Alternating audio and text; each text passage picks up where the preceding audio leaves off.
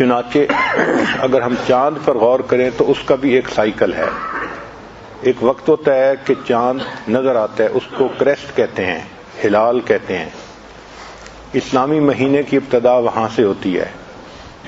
پھر 13، 14، 15 ایسے 3 راتیں ہوتی ہیں کہ جس میں چاند بھرپور ہوتا ہے، جوبن پر ہوتا ہے.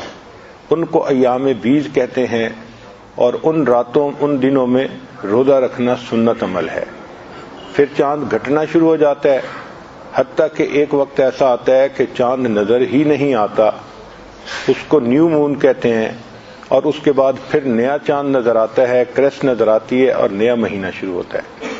آج کل سائنسدان اس پر بہت ریسرچ کر رہے ہیں.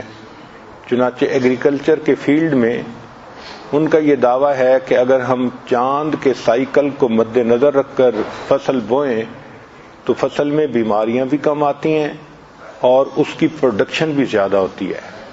حتیٰ کہ بچوں کی تربیت کے بارے میں بھی لیونر کیلنڈر پر کام کیا جا رہا ہے. چنانچہ کئی ہزار اسکول کے بچوں پر ریسرچ کی تو جب چاند اپنے جوبن پر ہوتا ہے دیکھا کہ ان بچوں کے اندر ایروگینس بھی بہت زیادہ ہوتی ہے ان دنوں میں خاص طور پر.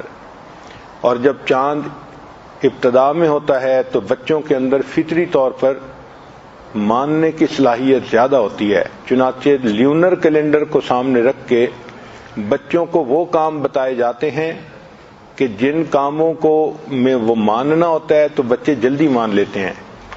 اور جب بچے کے اندر انرجیز بہت زیادہ ہوتی ہیں اور وہ بہت ایروگینٹ ہوتے ہیں تو ان کو وہ کام بتائے جاتے ہیں جن میں ان میں موٹر ایکٹیویٹی زیادہ چاہیے ہوتی ہے.